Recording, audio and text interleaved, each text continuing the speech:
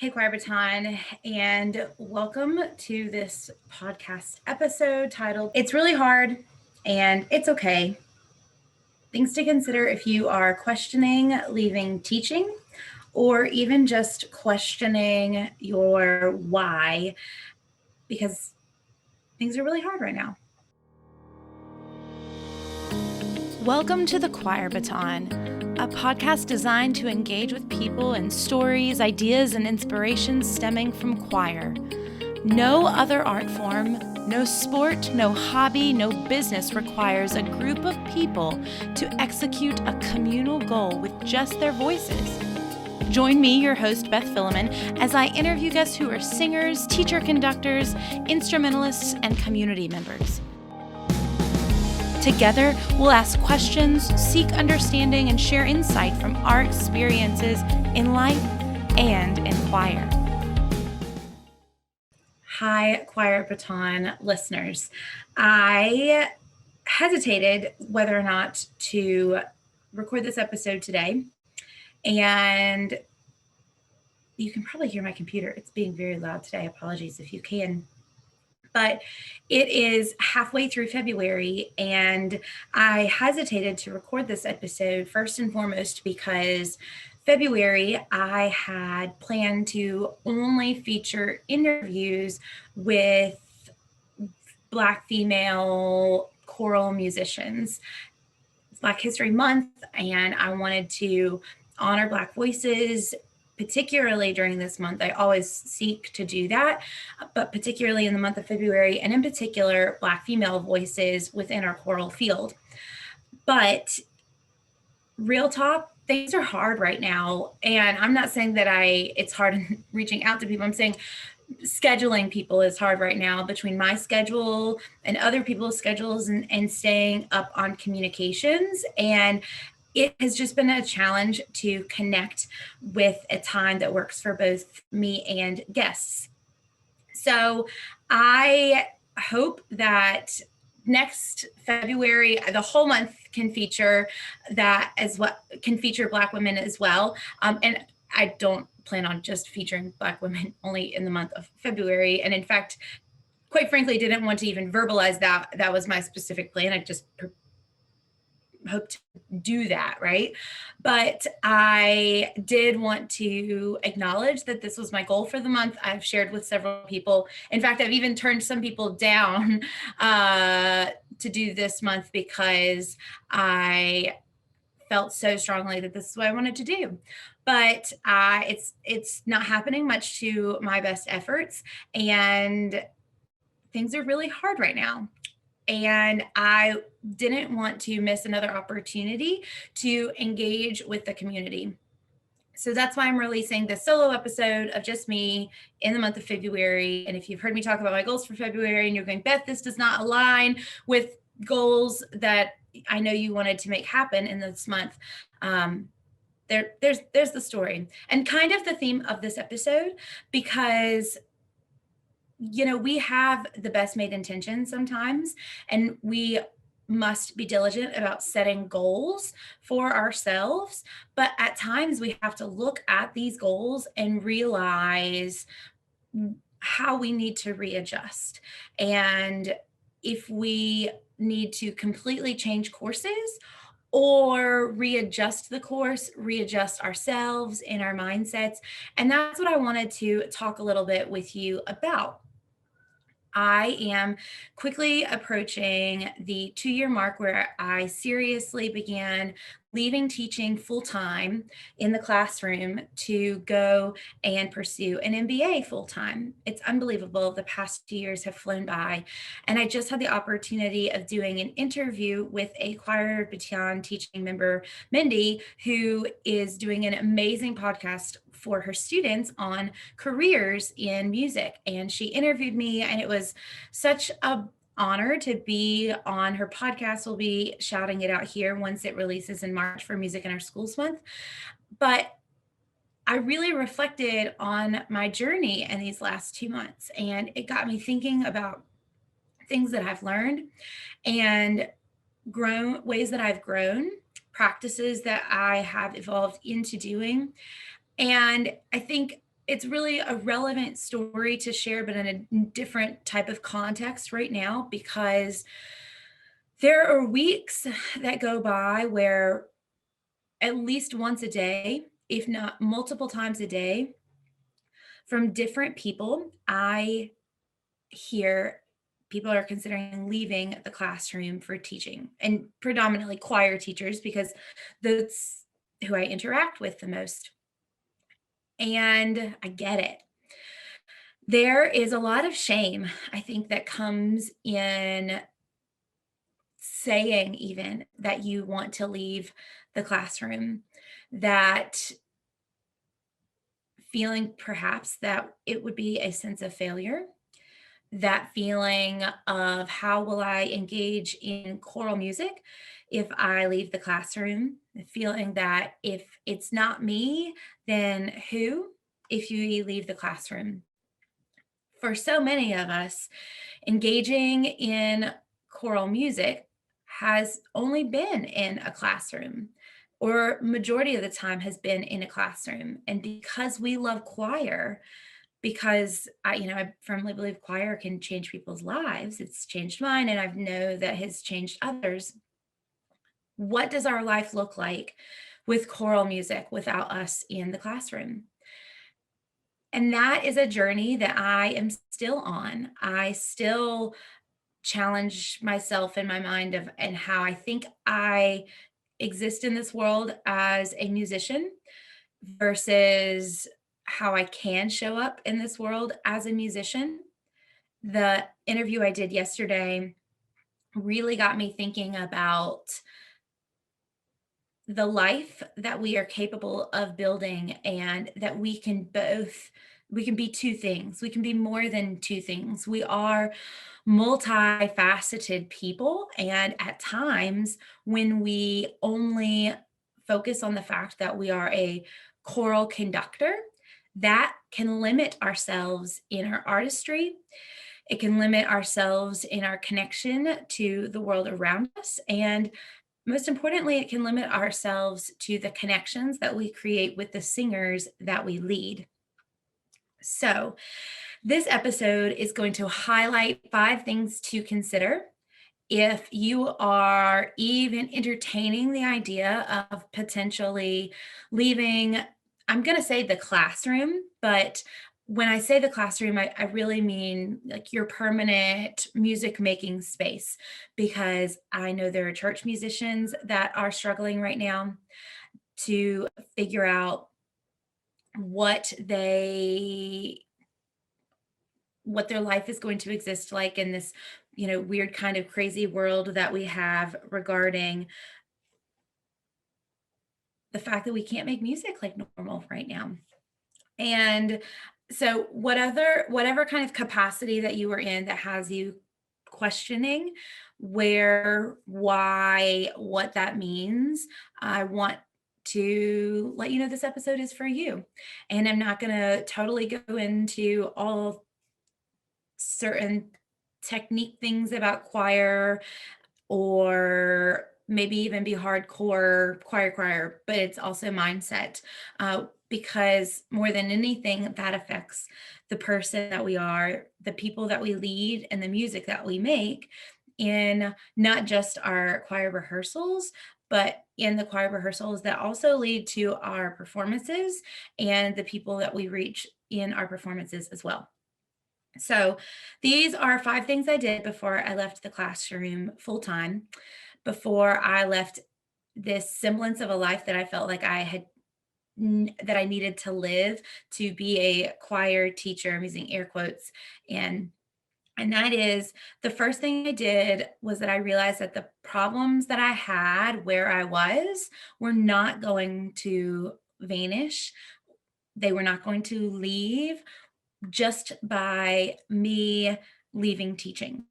And I think this is something that took me a while to get to, because if you're considering leaving either your current school or church or community choir, it's very easy, particularly when you are in a dark place, to glamorize the other side of the fence, to think that that which bothers you the most where you are at will not bother you somewhere else. And at times that is true, but oftentimes that's always also not true.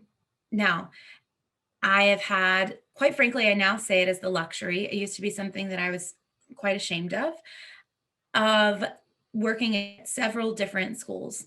And I can tell you without a shadow of a doubt that the leadership that I have been under at those schools has dramatically affected how I have been able to exist as a teacher. I had a principal who, and this is not something that I made up in my head. I had other members on the leadership team admit to me that they felt as though this principal also had it out for me and did not like me and treated me differently than other teachers. Leaving that toxicity, no doubt, is going to change my outlook, my experience, how I'm able to work effectively, etc.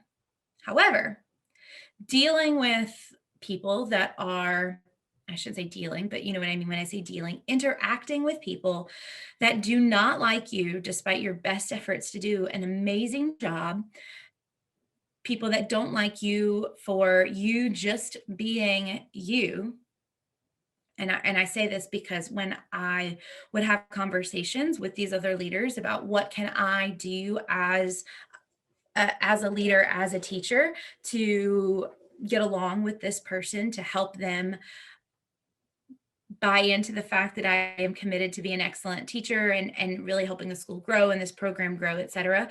You know, they shared with me, we don't really think there's anything that you can do. You are a petite, energetic, outgoing blonde woman, and we oftentimes know that women are the meanest to other women, and oftentimes that is rooted in jealousy. And I again say this not I say this, and this is what other people have shared with me about the situation. I can't change who I am in an effort for someone else to like me, particularly a leader. But what I've learned since then is that principle that I had was just also preparation for people that I currently have, that when I am seeking to be my most authentic self and do what I think is best and right, are still not gonna like me, even if I think we have the same goals and are going after the same things. You know, there's a quote that someone else's opinion of you is none of your business, and that's really hard. I think particularly as leaders and conductors, because we feel as though if people don't like us, they can't buy into the music that we are wanting to create, not just conductor or singer, but singer to singer, and in this collaborative space in general. But it's just a fact of life. They are not always going to like you for you, and there is nothing you can do to change that. Leaving that school, leaving that principal did not change the fact that I was still going to work in an environment where people would not like me for me. And that's really hard. But in realizing that and in learning that and continuing to learn that, because it's all a process, that has shaped me as I consider new opportunities, new ventures, new experiences, particularly when I was burned out from, actually, I won't even say I wasn't, maybe it's a mix, right, of being burned out from teaching. Also, by the time when I was actually leaving, I was felt like I was really in a groove of some things. I won't, maybe burned out is the wrong phrase, because I had been burned out as a teacher before. I just realized it was like no longer my calling to teach in that place, in that setting at that point. And so much of it had been because I had worked through these 5 things. And so the first of those 5 things being that the problems that existed in my current teaching scenario were going to exist in future teaching, working scenarios as well. They would just be manifested with different people and in different ways. So I needed to learn how to realize and accept that. Still continuing to realize and accept that, still struggling with continuing to realize and accept that. And simultaneously knowing that I'm going to have to learn to deal with it, right? I can't change other people. I can change myself. And while it ultimately lent itself to me leaving in that situation, knowing that, I mean, I can cite an example, multiple examples probably for you right now, where you really want to get along with someone and you want them to like you and you want them to be able to want to work with you, and it's just not happening for whatever reason.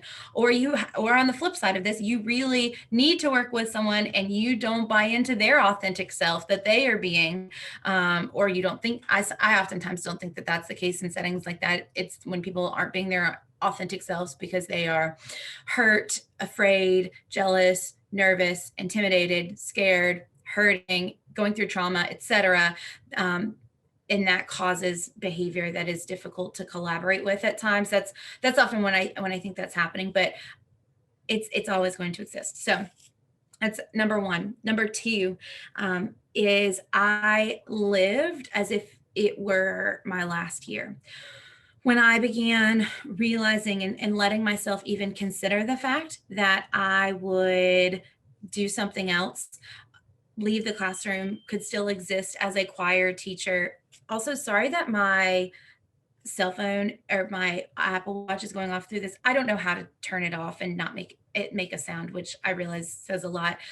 Maybe I need to make a note to research this when I finish this episode. But that, jumping back to this, I wanted to live as if it was my last year. And the moment I began to free myself up to the possibility of moving on, and that I could move on and not waffle in that back and forth, and or shame, guilt, etc., of considering another opportunity, it freed my mind and my heart and myself up to really enjoy where I was at. I think that's why when I was talking just a second ago about that I wasn't burned out or I was tired or I was burned out, because I had allowed myself to get to that point and enjoy just where I was at, I found that I was no longer experiencing the burnout like I had been.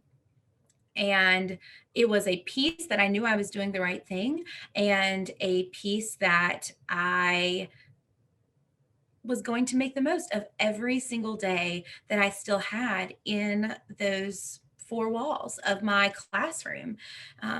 And that is a really joyful way to live. And if you still find yourself on the fence, I challenge you of, not having made a decision as to whether or not you stay or leave a current situation.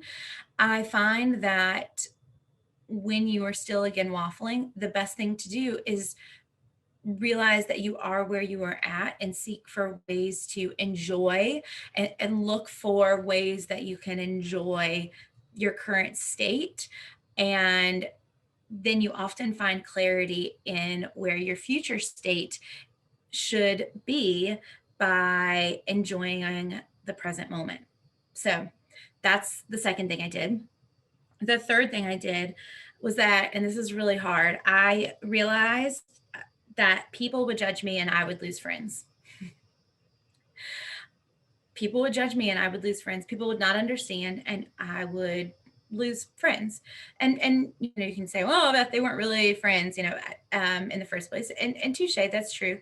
Perhaps I don't like to think of it that way, but you also have to sometimes think of it that way. But so oftentimes in our communities, our world is wrapped up in the people that we work with, and in particular with the choir teachers that we work with. And I shared on the podcast that I did with Mindy yesterday that, we are, as much as we like to say rah rah kumbaya with choir teachers, we are some of the most secretively competitive people that I have ever been around. Not that I've been around a ton of other groups of people, but we are.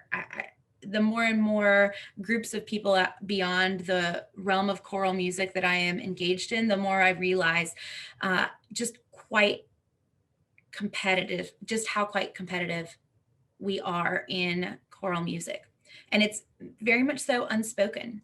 And it's competitive in that sometimes when you decide to go a different path, people don't understand.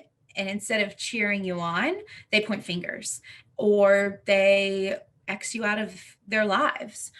Or you realize that maybe that was a common thing that you shared, always seeing so and so at this event.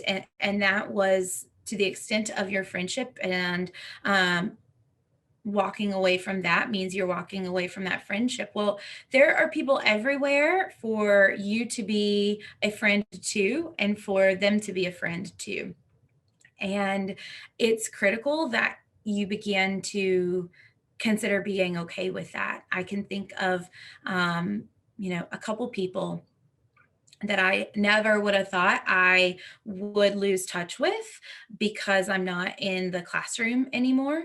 And that is actually not the case. And for whatever reason, it is what it is, and it's hurtful, and it is what it is. You can't hold yourself back from your desires by the current relationships that you have and fear of losing them. Because even if you're afraid that there's someone not there to be a friend to you, it's cliche, but the more you then begin to reach across the way and be a friend to someone else, then you too will be able to find find those relationships that you can build in new places that you were potentially fearful of not having by taking on a new adventure.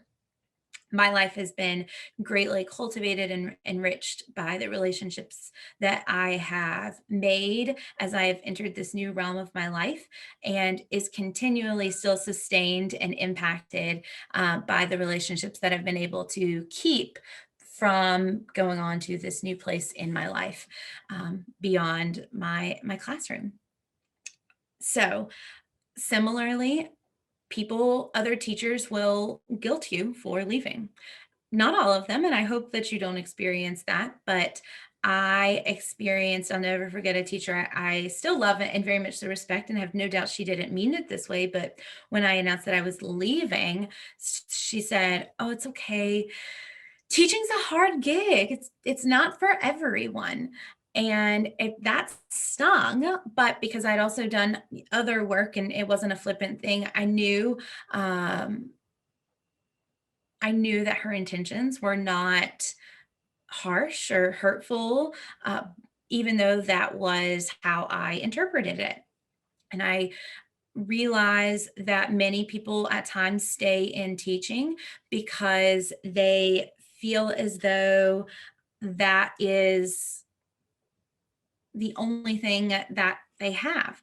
And that kind of leads into this next point is I have learned this phrase in business school called the sunk cost fallacy. And the sunk cost fallacy is about the fact that we oftentimes make decisions to stick with things because we do not consider the opportunity on the other side, but instead consider that with which we have already invested in it and think we have to quote unquote get our money's worth. Now, I am by no means a financial advisor. I am by no means a financial advisor, but I often find this is very much so true with teachers in investing in their retirement funds.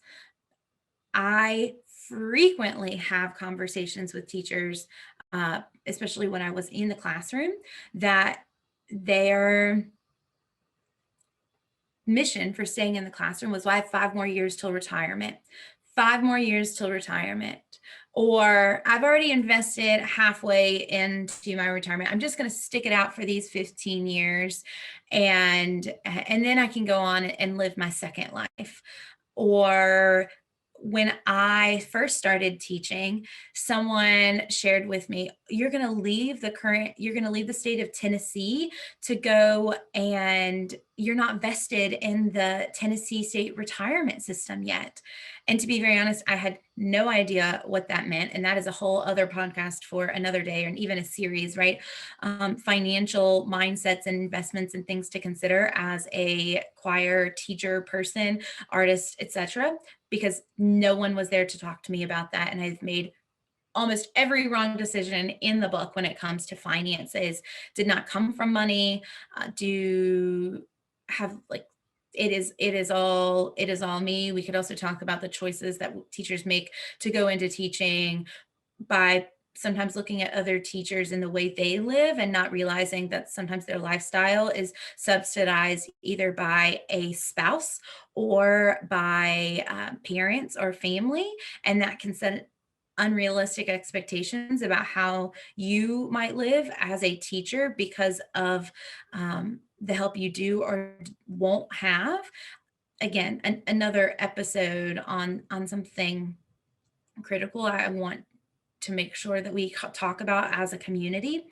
But if you find yourself in a place thinking, well, I've already invested so much, I've already invested into this, then you have to truly consider what they call your sunk costs and realize that there might be a greater price to pay if you do not let go of the costs, not just financial, right? And definitely not financial if you're in this classroom and even in kind of choral music, but if you can consider the cost of your time and all the learning and things into that, if you only consider that and don't consider what's possible on the other side, that could be far greater than if you had decided to stick with it where you're at because you've already invested so much. It's scary to jump and take that next level step, whether it is leaving the classroom, leaving to a different classroom, leaving to work in a different type of way, etc. But it is something that I challenge you to consider. And I battled with that some, but I think it also helped me, just from my personal experience and full transparency, is at the point I was at, I knew that a goal of mine was to live a certain level of life where I wasn't living paycheck to paycheck and struggling to like make ends meet and always worried about money. And let me be clear, I am not out of the woods yet by anywhere near close to that. I am digging each and every day to grow and be better financially literate and secure. But I didn't totally have a ton to give up in regards to money because I wasn't making a lot of money and I was really, really, really poor and really, really, really in debt. I'm still not totally out of that. But I thought, well, gosh, I got the opportunity costs to try this far outweigh my fears of losing the time and money that I've already invested in staying in choral music, staying as a classroom teacher, and staying where I am currently at. And I don't want you to make that same mistake of thinking that you have to stick something out just because you've already invested X amount of time.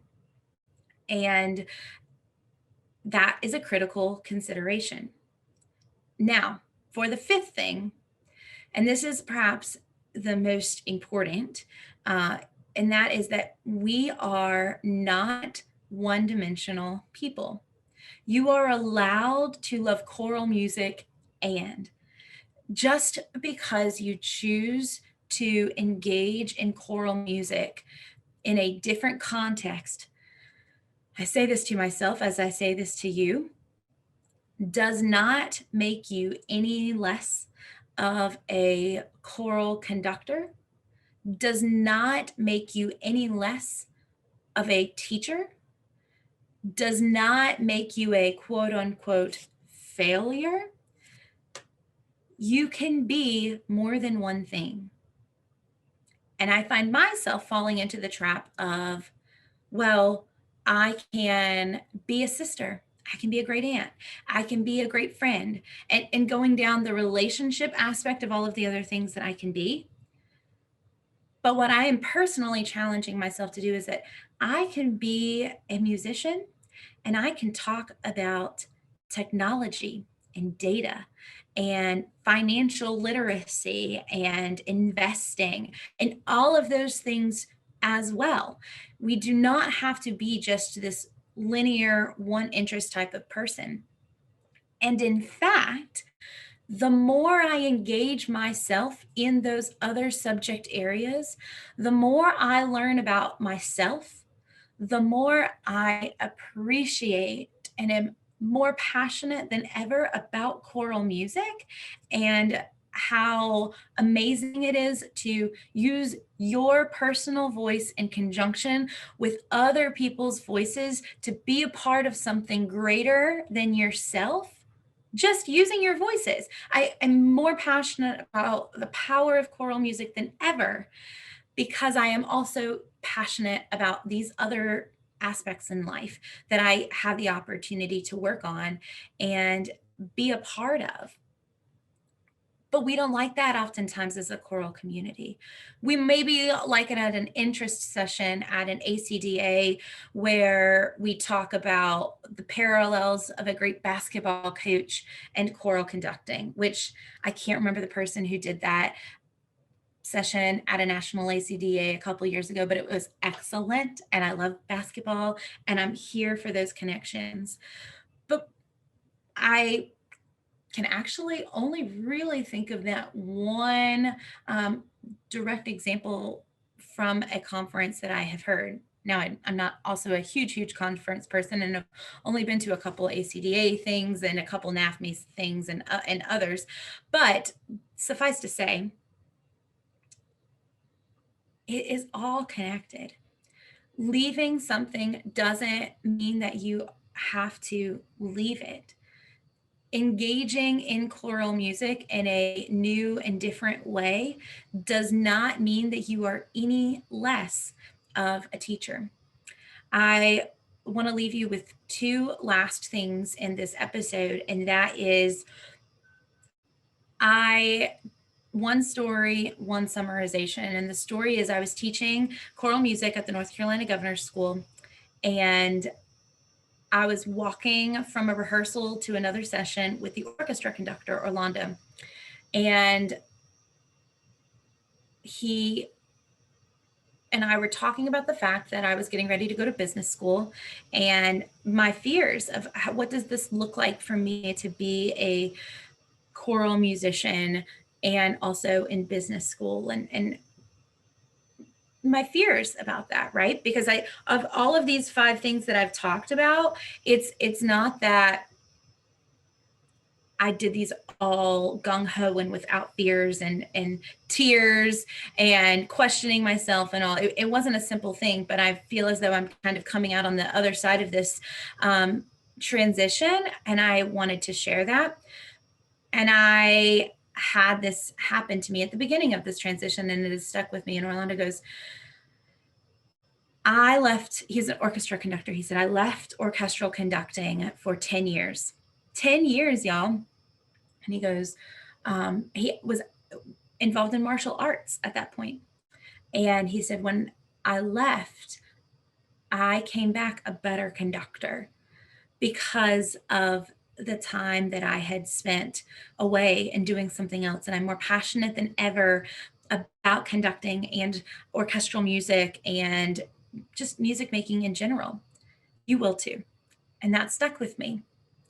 And I believed it then, but I have lived it now.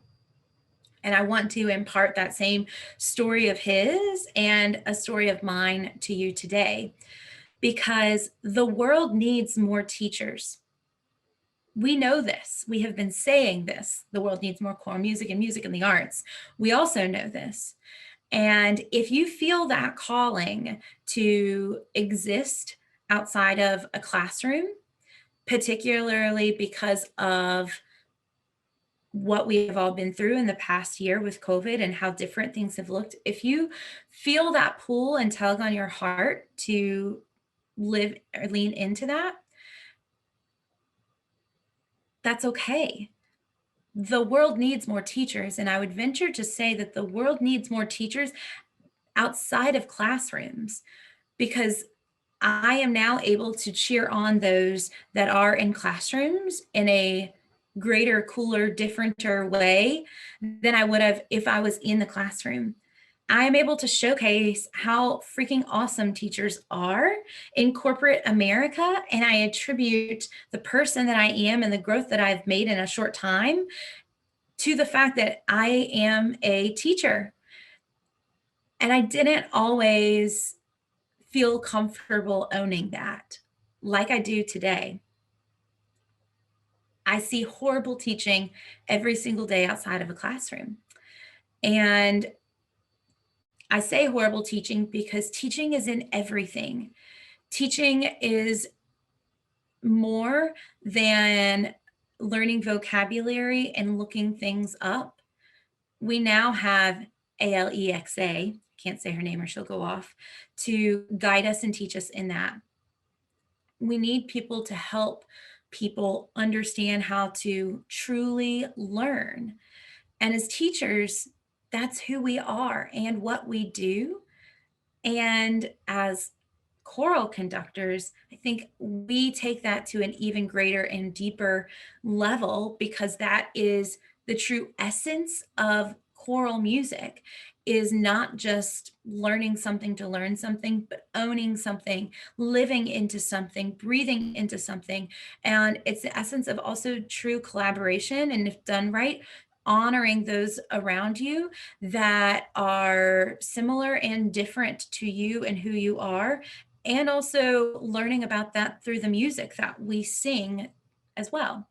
There were ever a time in our world for us to have more people like us outside of classroom walls, now is the time. Now is the time for us to consider the possibility. Now, please hear me though in saying that this is not in any means my call for every choir teacher to leave the classroom. This is not my call to say, you all, like, what you're doing is not working. You need, that's totally not what I'm saying.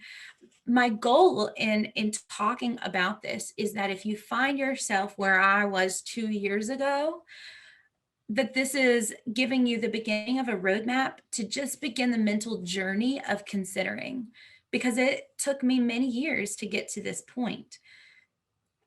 If you are in that place, you might choose a similar path as I have, where I get to talk about technology and talk with people, quite frankly, around the world about literally like data storage. And then also talk about choral music now with people across the world. And it lights my soul on fire. But maybe that's not you either. And in even just considering this, you realize that that other path is something I definitely do not want to do. And I feel affirmed. And actually, I am right where I need to be. This is where I am supposed to be. This is where I feel called to be the best version of myself, is in my classroom. I am here cheering you on so much, in fact, that I've also created the teaching membership to be able to help you and support you in that, because I believe so passionately in the work that you're doing. My goal in this episode is to ultimately remind you that it's just really hard in general teaching, but especially right now in the world in which we're leaving. And it's okay to have these thoughts. It's okay to consider alternatives, whether it's a different type of making money, it's a different school, or maybe even just changing up your ideal scenario of what choral music looks like in your classroom. It's okay. And I need to remind myself of that. And I oftentimes find when I need to remind myself of things like these, um, and have experiences like I did yesterday with the podcast, which I can't wait to share with you that's coming out. But then I also have to remind others because I find that others are feeling this as well. So this is the episode, and I thank you for sticking with me, listening a little bit more to this journey, listening to my experience. I share my experience because I learn and grow through the experience of others. That's why I love this podcast. That's why I love interviewing people, because I love hearing their stories and experiences and the opportunities to share that with you. There is much, much, much power in communicating, being authentic and open about what we are going through, particularly right now. And you are not alone in this. If you would like more information or thoughts, or want to kind of continue these conversations about exploring possibility, let me know. Pop me an email, send me a DM, although I admittedly am really bad at these things because of the time that I am at in my life right now, where scheduling is quite difficult because of some of the choices that I've made that are short term, and that will be ending soon at the end of April. But it's just where I am at, and I want to be transparent in that. I'm looking forward to being more actively involved in the social media community that we are a part of and that started Choir Baton, and also being a part of the world in which I can continue to showcase some of the guests that I am going to be able to keep scheduling as well. Stay tuned for future episodes. If you have not listened to the last 2 episodes of this month with Kelsey and Shantae, I highly encourage you to go check them out. I want to remind you that we have an important part in this world, not just as choir teachers, but as people, as humans, to honor, learn about, and seek to continue to grow in how we honor Black lives, and learn about Black History Month, and can show up to support our Black colleagues, our Black friends, our Black strangers on the street, our Black students, everyone, in realizing that there is importance in hearing stories and in learning that many things in the world that we oftentimes take for granted come from people that we oftentimes didn't hear anything about because of the bias and the hate and the world that we are continually seeking to shed ourselves of, as we seek to learn and be collaborative and honor everyone around us, particularly those that are often marginalized. So have a wonderful, wonderful rest of your day. Take some time to do your gratitude, and remember, keep fighting the fight for more people singing.